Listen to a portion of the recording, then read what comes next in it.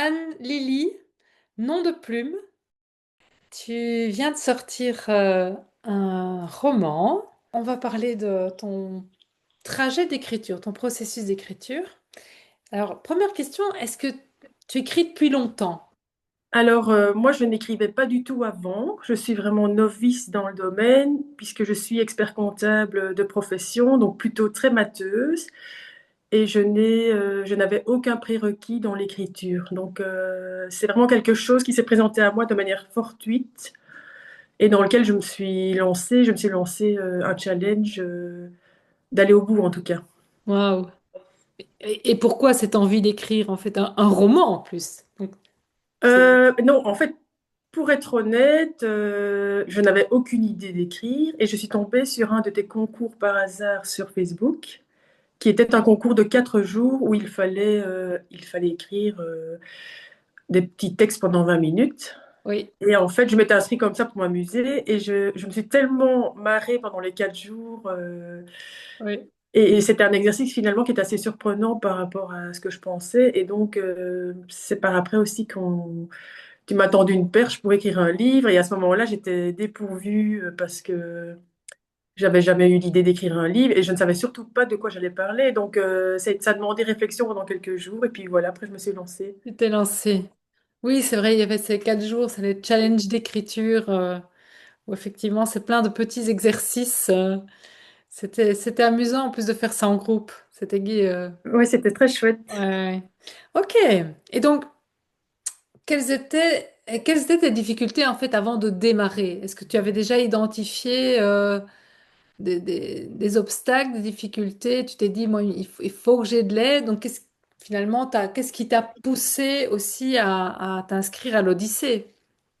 Alors moi, ce qui m'a aidé, c'est que tu proposais finalement la théorie enfin, sous la forme de séances pendant X mois, avec un calendrier et un timing. Donc le fait qu'il y avait un timing, ça c'était un effet levier pour le faire, puisque voilà, moi je suis assez cartésienne, donc j'avais besoin d'une structure théorique que je ne connaissais pas, et j'avais besoin d'un timing pour en tout cas ne pas rester sur le projet pendant des années, parce que j'aime bien terminer ce que je commence. Oui. Même Oui, si j'avoue que il y a des hauts et des bas pendant le processus. oui. On se pose des questions sur sa légitimité, on se pose des questions sur simplement si ça va plaire. Donc, vu le Mm. nombre d'heures qu'on investit dans le travail, voilà, c'est un risque. Et après, dans mon caractère, je suis plutôt du genre à terminer ce que je commence, c'est tout ou rien. Peu importe finalement le résultat, je m'étais dit que ça plaise ou pas, le défi était d'aller au bout de ce que j'avais entamé. Oui. Et c'est une philosophie que j'ai pour tout ce que j'entreprends dans la vie. Ce qui compte, c'est le chemin. Et peu importe le résultat, c'est de pouvoir ne jamais avoir de regrets dans la vie en se disant, voilà, j'ai donné tout ce que je pouvais, je suis allée au bout. Et ça, c'est le plus important. Waouh. Chouette, parce que c'est vrai, c'est le chemin qui compte. Après, le résultat, évidemment, on y met tout. Tu as fait de ton mieux, tu as donné tout ce que tu pouvais, tu as consacré beaucoup de temps. Mais honnêtement, le résultat, il est pas mal, hein. Alors, j'ai la chance d'avoir des bons retours pour le moment. Oui. Et surtout, au départ, je pensais viser un public d'une vingtaine d'années, enfin des jeunes ados ou des gens, des jeunes adultes. Et en fait, je me rends compte que tous les âges, ça a plu à tous les âges, et notamment même des personnes pensionnées. J'ai eu énormément de bons retours super positifs, Oui. au point qu'elles attendent un deuxième. Donc c'est un peu... Oui, c'est enfin, bien. je ne m'attendais pas du tout à ça. Oui. Et surtout, ce qui était très marquant dans les retours que j'ai eus, c'est que les gens qui ont commencé mon livre l'ont lu de manière très très vite. Il y en a même qui voulaient prendre congé pour le terminer. Ils disaient qu'ils avaient besoin, ils étaient vraiment happés par le livre. Et ils trouvaient qu'il y avait beaucoup de suspense et que la chute n'était pas celle qu'ils attendaient. Donc, pour moi, c'était réussi. Mon Oui. challenge était réussi d'avoir des retours aussi positifs, quoi. Génial. C'est chouette, hein. C'est gai, hein. C'est gai d'avoir ces retours. Donc, moi, je m'étais dit, dès lors qu'il y en a, ça plaisait au moins à une personne, c'était gagné. Mais là, j'ai presque 100 personnes qui, alors là, ça fait quand même que 2 mois, Oui.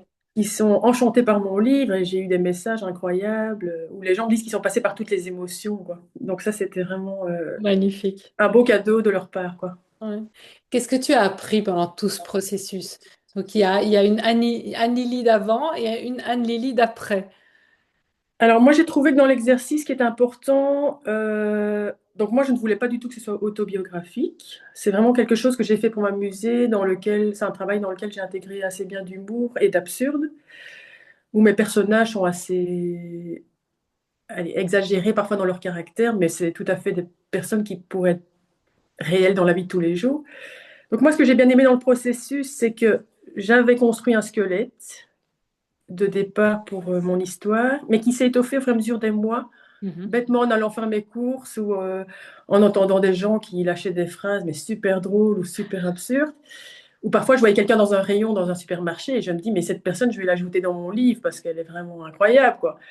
Et donc ça, c'était gai parce que l'imagination entre beaucoup dans notre vie qui est très stressante, très oppressante. J'ai un travail aussi qui est très... enfin, dans lequel il y a beaucoup de pression. Et donc, c'était une échappatoire. Ce livre m'a permis finalement de sortir d'une forme d'anxiété sociétale dans laquelle on est. Mhm. Et donc, ça m'a fait un bien fou. Et surtout, même si c'est pas autobiographique, on se rend compte qu'on vit d'une partie de nos tripes. Mhm. Parce qu'on ne peut parler que de ce qu'on connaît. Et donc, même si c'est très romancé, qu'il y a de la fiction, on parle quand même avec beaucoup avec nos émotions. On sent qu'après, on a quand même vidé quelque chose. Enfin, moi, j'ai 45 ans, donc j'ai vidé peut-être quand même des choses que j'avais envie de dire sans le vouloir. Oui, J'ai des amis qui m'ont dit, mais finalement, on voit que c'est toi. On te ressent tellement oui. dans le livre, et donc, Il y a une part de toi dans les personnages. je pense. Oui, hein, oui, sûrement. Quelles ont été tes inspirations en fait pour cette histoire? De quoi ça parle en fait? Alors, ça parle d'un homme de 30 ans euh, qui pense que pour être heureux, il faut être riche, il faut réussir dans la vie. Enfin, il a énormément d'ambition. C'est un homme qui est athée à la base. Et le début du livre, donc c'est un homme qui se réveille au purgatoire, puisqu'il fait une expérience de mort imminente, et il rencontre son guide, qui va lui montrer les derniers jours de sa vie pour lui expliquer qu'en fait, il se trompe dans sa vision des choses par rapport au bonheur. Et donc, comme c'est un homme qui est, bon, il est athée, mais il a aussi beaucoup de blessures de son enfance, puisqu'il est jaloux de son frère qui a 2 ans moins que lui. Donc, j'ai voulu explorer à travers mon livre, de manière romancée, les blessures de Lise Bourbeau. Et donc, j'ai fait toute une recherche par rapport à cette psychologie des blessures et des réponses. Et donc, les réponses vont être amenées finalement par le guide. Et là, je me suis basée sur les valeurs, sur la philosophie du stoïcisme, parce que ça me plaît beaucoup. Et je voulais quelque part que le lecteur, ben, non seulement il lise le livre et qu'il s'amuse, mais qu'il puisse aussi se retrouver dans les blessures de l'enfance, l'une ou l'autre, ou peut-être toutes. Et donc, j'ai trouvé que c'était un travail intéressant parce que je veux pouvoir apporter, à travers une histoire amusante, des réponses pour des gens qui vivent finalement en étant adultes avec des blessures. Donc, ça parle de la trahison, l'injustice, la jalousie, l'abandon, le rejet. Et voilà. Et alors, je voulais aborder aussi, puisque mon livre parle du paranormal en partie, Mhm. donc mon personnage principal, il est athée. Et par contre, il va faire tout un parcours avec ses deux meilleurs amis qui sont à fond dans l'urbex paranormal. Et donc, ils vont, comme en fait, il va y avoir un...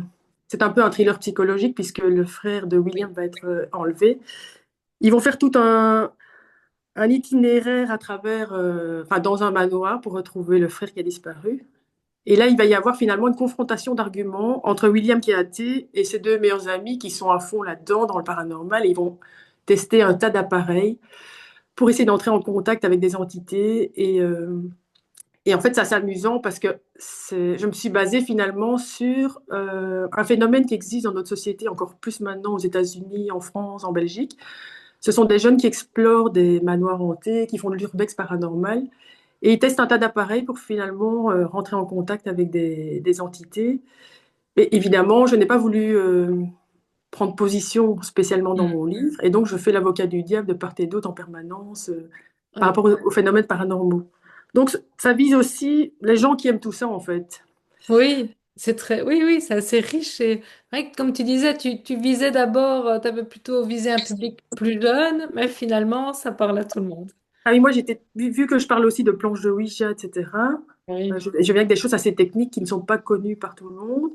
J'ai été assez étonnamment surprise et de manière positive que des personnes pensionnées, j'en ai plus d'une dizaine qui ont lu le livre et sans que je le sache, puisque les gens se passaient le livre entre eux, adorent à ce point-là et accrochent à ce point-là à ce type Oui. de lecture, quoi. Donc, comme quoi, on peut partir d'une idée et que le résultat soit tout à fait différent. Et finalement, c'était très positif. Oui, une fois que le livre il est là, finalement il nous appartient plus, il fait son chemin et allez, vit sa vie, quoi. Ouais. Tout à fait. Ouais. Ok, quels sont tes projets d'écriture alors maintenant que tu as Alors, pris goût? ce qui me donne envie d'en faire un deuxième, c'est que les gens qui ont lu mon livre, bah, ils m'ont demandé à quand le deuxième. Donc, je me suis dit, bah, ça, c'est quand même un feedback super flatteur. Et de toute façon, j'avais déjà plusieurs idées quand j'ai écrit celui-là. Donc, je pense que je vais en entamer un deuxième. J'ai déjà écrit le squelette du deuxième. Je ne serai plus du tout dans le paranormal. Super. Et tu te sens armée pour le faire maintenant? Tu as les Tout clés à en main? fait. Oui, parce qu'en fait, j'ai compris aussi que quand on écrit un livre, il faut pouvoir se documenter au maximum avant.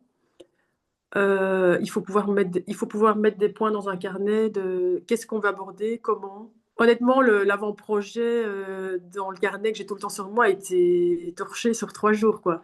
Oui, Je pense que c'est quelque chose qui est mûrement réfléchi. Je suis quelqu'un qui me promène énormément dans la nature avec le chien. Et c'est des moments aussi où ça me permet de rassembler mes idées, en fait. Donc super. voilà, le tout Génial. est de démarrer, mais je pense que c'est imminent. Top. Très bien. Comme tu as suivi l'Odyssée et tu as eu en main en fait toutes les clés pour avancer, tu peux refaire le parcours d'une Oui, certaine en fait, façon. l'exercice me paraît plus simple maintenant et je pense on ne peut que s'améliorer. Oui, Moi, ce qui me faisait peur dans l'écriture d'un livre, pour être honnête, c'était la mise en page. Parce qu'étant plutôt matheuse, tout ce qui est Word et traitement de texte, j'ai horreur de ça. Plus tout ce qui est enfin, faire une couverture, c'est pas du tout mon truc, je déteste. Alors pour la couverture, j'avoue que j'ai utilisé l'IA parce que c'était plus simple et de toute façon, elle m'a fait un rendu de ce que je voulais, donc c'était très bien. Et pour la mise en page, ben voilà, j'ai suivi tes conseils sur l'Odyssée. Après, voilà, la difficulté, c'est qu'il y a énormément de concurrence, donc effectivement, faire sa place sur Amazon, c'est pas la plus simple. Mais je pense que ce qui compte finalement, c'est pas tellement combien de livres on va vendre, c'est tout le chemin que l'on parcourt du début à la fin puisqu'elle apporte, c'est une forme de thérapie. Je pense qu'écrire un livre, on peut, même si c'est une fiction, une romance, quelle qu'elle soit, c'est un exercice dans lequel on libère probablement des blessures. oui, Et moi, j'ai trouvé ça extrêmement enrichissant, tant d'un point de vue, on peut dire thérapeutique, entre guillemets, même si je me oui, sens tout à fait très bien, mais euh, au niveau par rapport à l'anxiété, comme j'en ai parlé au début de l'interview, je trouve que c'est un des loisirs qui est vraiment le plus intéressant. ouais, bravo. Oui, Voilà. je suis d'accord. Effectivement, l'écriture est quelque chose d'incroyable, de libérateur, de créatif et le fait d'avoir son livre en main, c'est une satisfaction énorme. Et après, il vit sa vie. Alors, on te retrouvera le samedi 25 avril au Salon du Livre de Wallin. Tout à fait. Tu seras présente avec tes exemplaires et tu pourras donc les dédicacer. Et donc, moi, je me réjouis de t'y voir. Ah bah, merci beaucoup en tout cas pour tout ce que tu m'as apporté durant l'année et surtout le gardien du temps. Ça a été vraiment Oui, incontournable et indispensable finalement. oui. Allez, merci. Bah, écoute, c'était un plaisir de t'accompagner dans cette odyssée et d'avoir ce si beau résultat. Et je suis ravie que tu continues. Je Ah, et trouve ce que ça je voulais très chouette. ajouter, qui est Oui. important, j'ai dédicacé ce livre à mon fils qui va avoir 22 ans et à ma belle-fille qui a 12 ans. Et en fait, je voulais simplement leur faire passer ce message, et que cette dédicace, elle signifie que enfin, je voudrais expliquer aux jeunes, à la nouvelle génération, que quoi qu'ils commencent, ce qui est important, c'est d'aller au bout. Hmm. Parce qu'il y a encore trop d'élèves qui arrêtent leurs études, finalement, sans savoir s'ils auraient pu réussir. Et donc, je voulais expliquer aux jeunes, quand ils ont des doutes par rapport à leurs études ou s'ils ne se sentent pas capables, je veux leur dire, allez jusqu'au bout, peu importe le résultat, mais n'ayez jamais de regret d'avoir tout Ouais. donné. Et ça, c'est vraiment important. Et donc, c'est pour Hmm. ça que le livre, j'étais obligée de le terminer pour montrer l'exemple Oui, pour tous ces enfants qui parfois n'ont lâche. pas confiance en eux, lâchent ou se dispersent, entament trop de trucs en même temps. Donc, c'est d'aller au bout, quoi. Un beau message, très important, c'est vrai. Allons au bout des choses. Merci beaucoup, Anne. On se Merci retrouve Laurence, bientôt ça et va. bonne écriture. Merci, à bientôt. Salut.